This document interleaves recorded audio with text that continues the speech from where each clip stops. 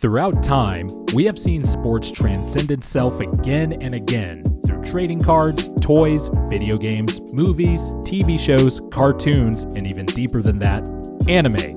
There have been plenty of basketball anime going as far back as the early 1980s, and throughout these last 40 years, it seems fans have championed two shows that are considered the cream of the crop. Slam Dunk, the early 1990s anime that inspired a whole generation of hoopers in Japan, and the more recent and modern anime Kuroko no Basket, which was one of those shows that was at the forefront of the sports anime renaissance in the early years of the 2010 decade. While these two shows are widely considered as the two basketball anime you'd recommend to a friend, like with everything, there is a spirited debate over which one is better. And while this whole video won't be about me making my case for one over the other, I do want to lay out the strengths of each show as well as the flaws, and compare and contrast. These are both great shows, but naturally when you try to compare two legitimately great things, it's going to sound like you're nitpicking a bit, but that's what makes ranking great things fun. The margin for error in the things that make a good show, a good album, or a great sports team is small, and it's that tiny gap that separates you by just a hair, or one basket. Sorry, I couldn't help myself.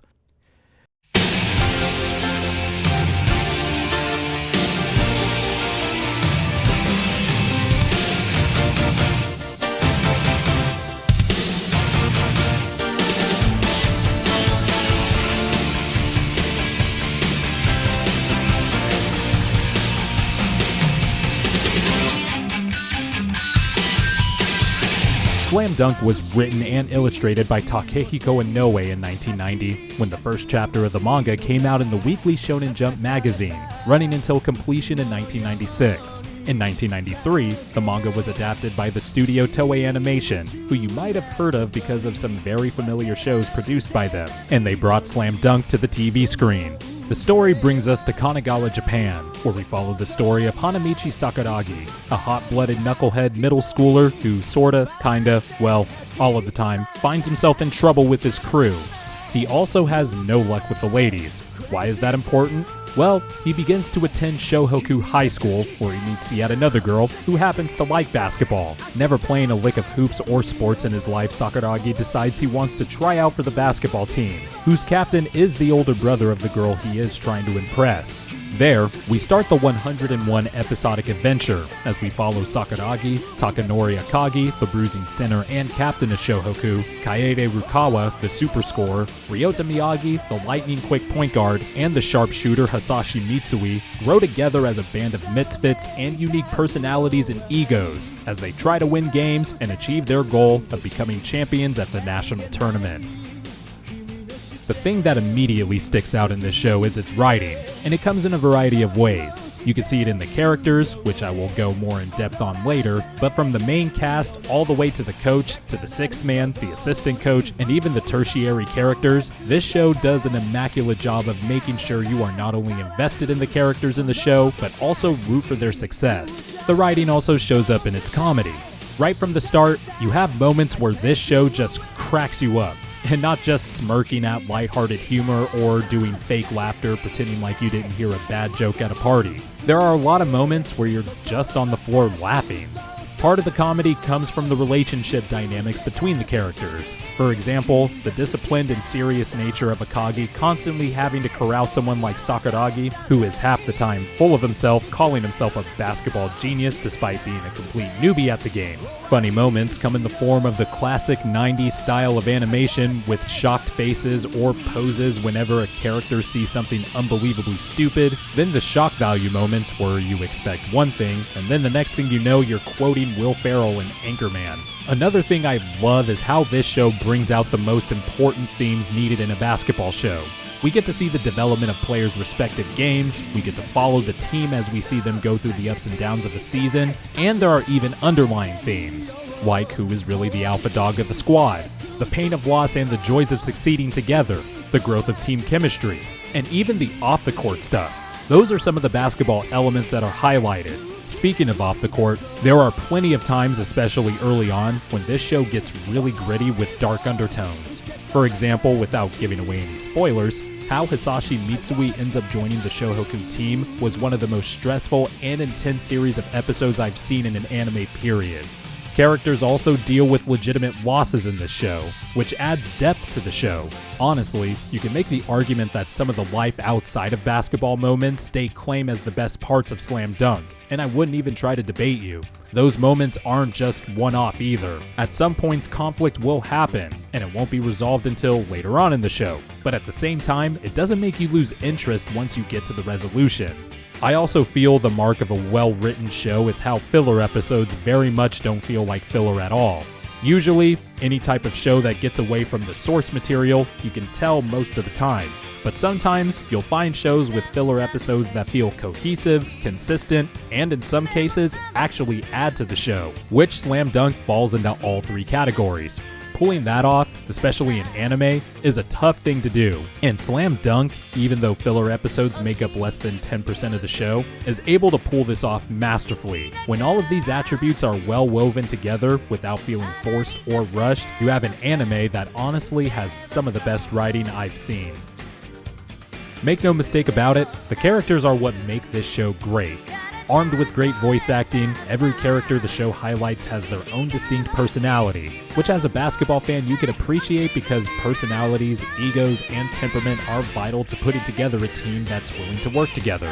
When it comes to the Shohoku basketball team, especially in the starting five and the sixth man, Himenobu Kogari, that aspect does not fall short at all. Not only do we know these guys individually, the show does a great job of illustrating the separate character dynamics within the squad, the history of Ryota and Mitsui, the constant rivalry and hilarious friction between the hot-headed Sakuragi and the aloof and dismissive nature of Kaede Rukawa. And this is all under the watch of Akagi, who plays the role of Big Brother, trying to get a handle on these goofballs. All of the team dynamics also play in contrast to Coach Anzai, who honestly is one of my favorite characters in the show, with his laid-back nature.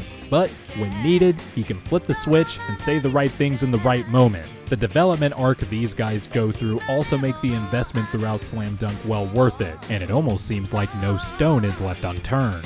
Everyone that is connected directly or indirectly to the Shohoku basketball team have a background story that not only shows you why certain characters are who they are, but it's also relevant to the show. We know why certain characters come to love basketball, why certain characters left the game, why their life off the court shaped them into the person we see on screen. Even when characters progress in the show, stuff from the past comes back to tug at them, emoting a relatable part of life that we've all at one point or another experienced. The other teams our squad faces throughout the show have players and coaches that also have their own characteristics and personalities, to where by the end of the show, we know them by name and fans of the show start having favorites. You even like the characters that don't play basketball at all, like Sakuragi's crew of friends from middle school. They usually roll around in the show as one group, but as a whole, they have their own distinct role and purpose, and you get hyped every time you see them on screen. To me, part of the reason why the smaller characters have such life in Slam Dunk is that the 90s anime art style gives every character, big and small, a distinct realistic look, which is a little bit different from the sleeker, borderless, modern looks that we see in today's anime. The hard lines and shadowing in the drawings, the different and distinct facial features are a great substitute to give these characters life and personality, especially when the show focuses on the writing of a lot of other characters already. All these things build up equity in who becomes your favorite, so when you see them succeed or fail, you feel it. You feel connected, especially if you played basketball at any structured level in your life, whether it be middle school, high school, or even if you were lucky enough to play at the college level. Slam Dunk is a basketball show, so I guess I should go over that. This show is just riddled with basketball gems and Easter eggs. There are NBA references in this show, basketball trivia about the NBA, little cutaway scenes explaining certain rules of basketball. There are even Jordans, and though I've never been a sneakerhead, they do have my favorite pair of Jordans in the show. Shout out to the Air Jordan 1s.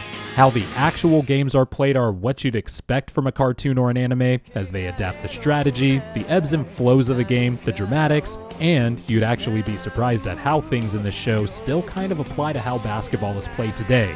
Well, other than starting two bigs together clogging up the paint. You see big point guards, bigs who can shoot threes, and you have your classic and old rehashed adages, like, "He who controls the rebounds controls the game," and players needing to pick their spots throughout a game or else they'll be completely gassed. But then you'll see modern moves like a step back 3, yes, a step back 3, and then you end up doing this when you see it. And of course, we can't forget about the thunderous and beautiful animated dunks.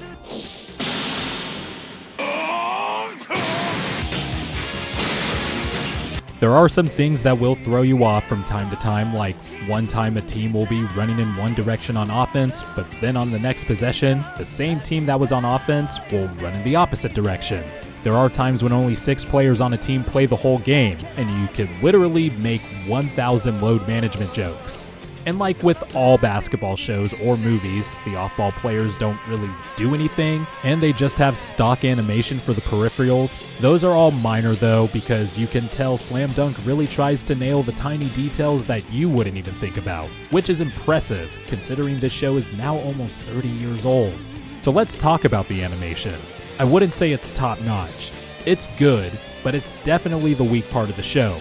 I know I mentioned earlier that the artwork itself is awesome, but that's different from frame-by-frame animation and having the characters perform actions and movements, which basketball has a lot of.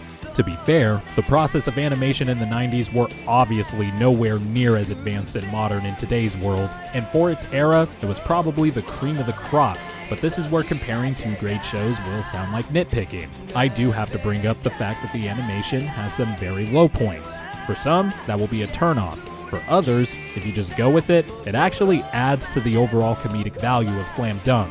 However, trust me when I say that when it comes to the big moments, pulling off specific moves, or animating the big matchups with the bigger high school teams and quote-unquote antagonists, Toei Animation does bust out the big guns in terms of smooth, crisp, and clean animation.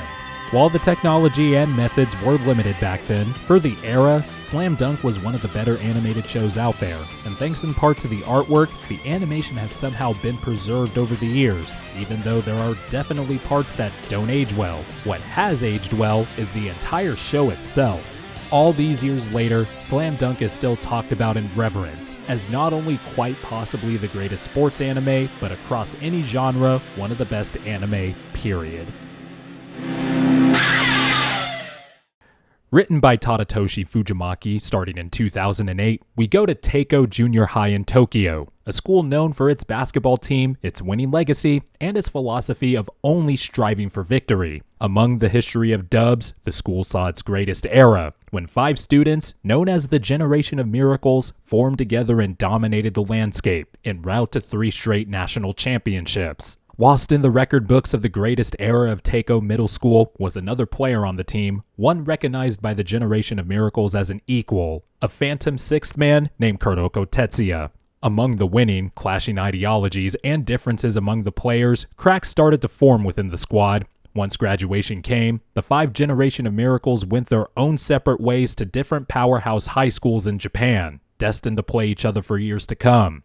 Kuroko had his own mission: challenge the Generation of Miracles and beat them with his style of basketball. So along with American exchange student Kagami Taiga, these 2 unlikely characters joined forces at the lesser-known Seirin High School, with only one goal in mind: become the top team in Japan. This story was adopted by the studio IG Production in 2012, and they gave us 3 seasons of one of the best modern anime of the decade, Kuroko no Basket.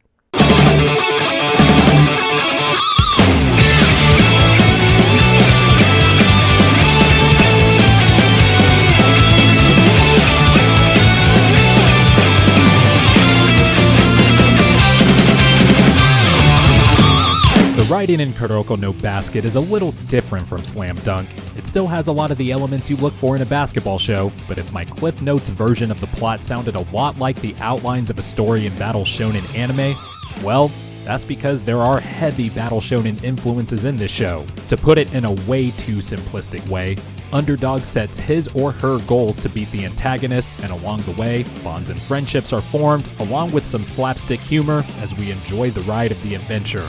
Funny enough, those core elements cross over well into the fabric of sports, and Kuroko is able to play to these overlapping qualities beautifully. The camaraderie and forming partnerships among teammates, the intensity that comes with battling opponents, the resolve in never giving up, and the fireworks of 2 good opponents battling it out. with fire animation to boot. And of course you get the slice of life moments that are always wholesome. But there are elements that don't cross over with the basketball show but are used in this show seamlessly.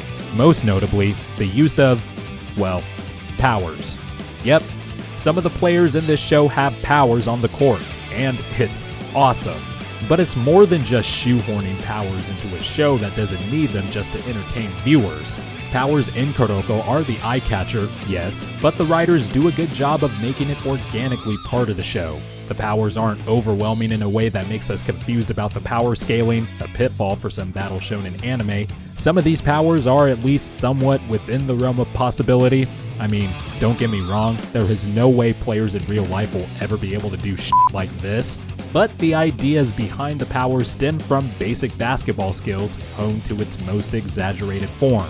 The way they are also written within the context of a basketball world is brilliantly done, from how teams strategize around them to how teammates with lesser or no powers at all adjust to their higher powered running mates. The powered characters are also spread out pretty well.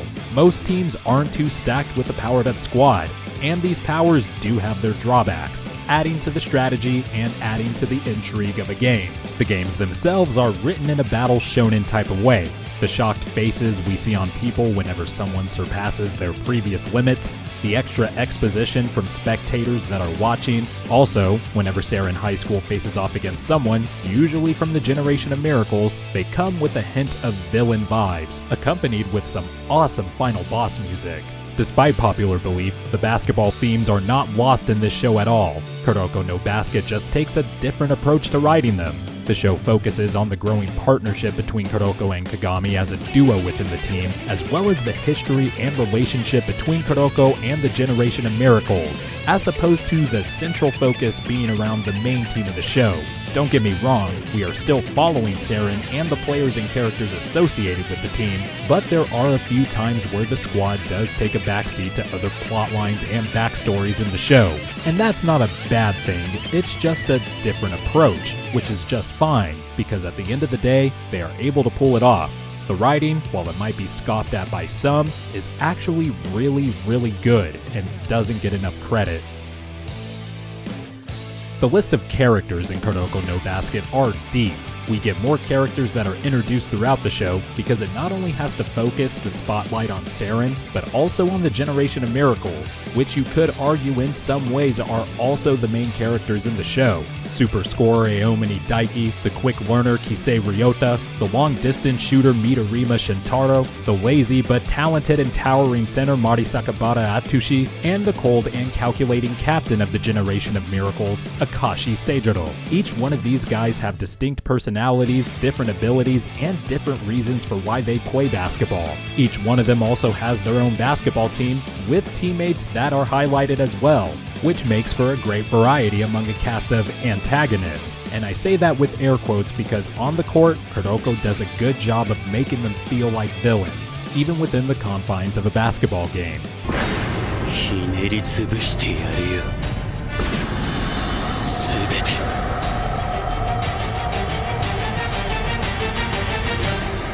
Off the court, they each have their redeeming qualities and quirks that grow on you, and before you know it, you'll start picking favorites, especially as the show dives deeper into the days where Kuroko and the Generation of Miracles were all on the same team, and you start to understand what led up to the story we are now following.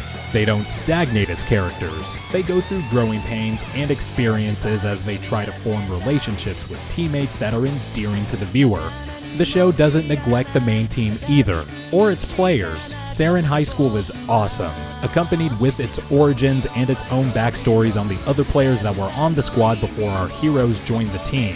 The other players have their own trials they've went through that shaped their resolve and goals of being the best team in Japan. From the coach Riko Ida to the captain Hunpei Hyuga, down to the bench players, the team we follow is still one of the forefronts in the show. As for the main protagonist, the journey of Kuroko and Kagami and watching their friendship and chemistry on the court develop is one of the best and rewarding parts of the show. Strangers who couldn't be more opposite in personality, couldn't be more aligned in their common love and passion for something, and a common goal within the thing they are passionate about. And like with any duo or partnership in basketball or in life, it takes time to work at, and Kuroko no Basket does not shortchange that element. That dynamic also affects the growth of the relationship among the entire Saren team, which is also illustrated as the show goes on. As for the secondary characters, there is enough shine to where we actually remember them, and they aren't just a passing afterthought. One method the show uses to achieve this is giving other characters weird personality quirks. For example, there is one player on one of the main high school teams who gets insanely and uncomfortably hyped for getting rebounds, almost like his sole purpose in life is just hitting the boards, and of course, this usually freaks out his other teammates. Because Kuroko has a longer roster of characters, one of the sacrifices is that this show doesn't go the extra deep layer of character development that some shows can afford to do, and there are some characters that just don't get the same attention. Despite that, the show still does a great job of finding ways to make the characters likable and relatable while making sure stories are still being fleshed out for the ones with bigger roles. The characters are vast, colorful, and in a lot of cases, well written, making the cast one of the stronger points in the show. This is the thing that makes Kuroko stick out from the other basketball anime. The animation is second to absolutely no one. It's very clear too. Some of it is era because again, this is a more modern anime coming out in 2012, but from the action, the sequences, the top moments and scenes, the quality of the animation is just elite. And it is very much the backbone of this show. And given the fact that animation is important to, well, animating a fucking cartoon, it's definitely a great choice as the main strength. Given that there are special abilities and basketball itself requires a lot of action, it would almost be dumb to not make animation the focal point of the show. Simple things like ball movement and even the off-ball and peripheral stuff gets better treatment than in most shows. And of course, for the epic moments or climactic battles with other teams, the animation team takes the volume knob from a usual 8, 9, or 10 and turns it all the way past 12. By the way, some of the B-roll footage you have seen in this video is mostly stuff from Season 1, because Seasons 2 and 3 are even better than this, and if you haven't seen the show, I am not going to ruin that experience. But even great animation needs support, and the fact is, the basketball games themselves make the animation worthwhile. The games have the usual basketball strategies, of course, but the aforementioned special abilities really do add an element of strategy and drama to the show that is welcome and, quite frankly, refreshing. When I describe these powers, they aren't necessarily superpowers per se, they are just, okay, you know what, fuck it. They are basically superpowers, but you don't have to wonder if the playing field is tilted too far in one direction, to the point of, well, this team is overpowered. Regardless, the abilities give a big extra variable that you didn't know you needed, but you'll absolutely love. You'll see frequently how the strategies beforehand and on-the-fly strategies during a game are shaped by which players have what abilities. What if that power lasts longer than a team expects? What happens if a player with an ability gets a power-up?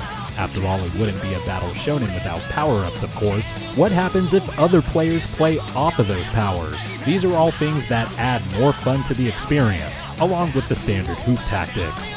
Oh, don't you worry. The basketball Easter eggs and references are still aplenty for those who are more basketball fan than anime fan. Different player types such as point centers, sharpshooting bigs, point guards who can't shoot, dead-eye three-point shooters, or lockdown defenders, down to the little things like screening, boxing out to leverage for a rebound, how every player has their own distinct rhythm to playing the game, different shooting forms, which skills players are better at than others. If you can think of it, it's probably in this show. And despite the different shifts of focus in writing, we still get to see the ups and downs of a season that teams go through, the training camps, the need for players to improve at their craft, the interactions among teammates, and yes, there are a few references to not only the NBA, but the WNBA as well. More importantly, I think Kuroko takes a different approach to how basketball is integrated into the show. The underlying theme seems to be more about different philosophies and ideologies on everything surrounding hoops. Is winning by any means necessary important above all else? Is winning on your own terms better? Is emphasis on team play and having fun more important? Does talent rule above all else? Questions like these are all things that are still prevalent in debates about the game today.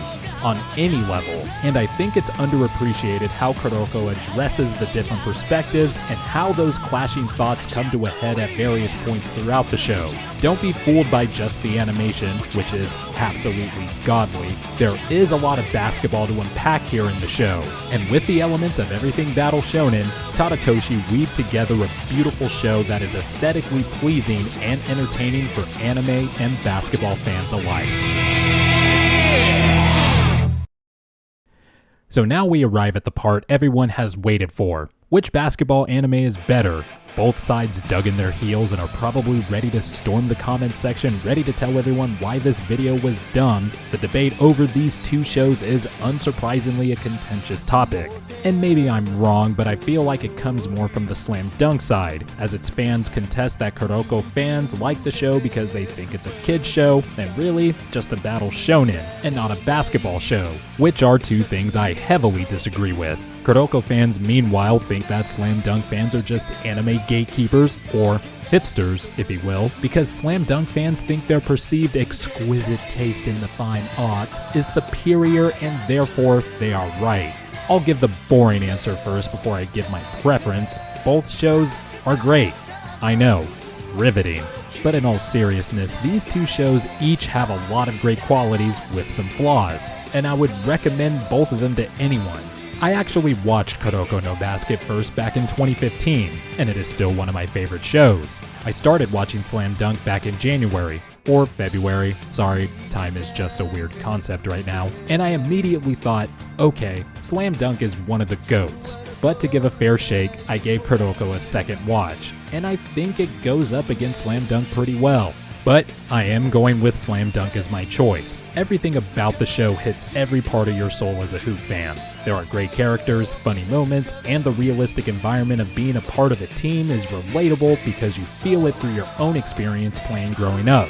Also, I really think the writing is just top-notch stuff. The flaws I see with this show is sometimes the pacing can be off, the animation isn't at its best at times, and the anime stops over halfway through the manga. So if you do want to finish this series, you, and me as well, will have to read the source material. But the show does stop at a good ending point. Those are all minor though. The praise this show gets is absolutely justifiable. However, I don't think the gap between these two shows is as wide as people, mainly Slam Dunk fans, make it out to be. If you happen to think Kuroko is better than Slam Dunk, I will disagree with you, but I don't think it has no case whatsoever, and I'm not going to insult you and call you a fan who is only entertained by animation. Because 1, what cartoon have you ever watched in your life where animation isn't fucking important? And 2, that's wildly discrediting Kuroko fans and Kuroko as a basketball anime. Because I can tell you, as someone who has loved basketball his entire life, there are plenty of gems and references that I thoroughly enjoyed, even if the powers are one of, if not the main draw in the show. Also, if a fan likes Kuroko better than Slam Dunk because the actual basketball games are better animated, better choreographed, and it still comes with good characters and good writing, why are they wrong exactly? Or better put, why is the notion that Kuroko might be better so easily dismissed? I think the best way I'd put it is that Slam Dunk is a basketball anime tailor-made for the average basketball fan, while Kuroko no Basket is a basketball anime tailor-made for the average anime fan.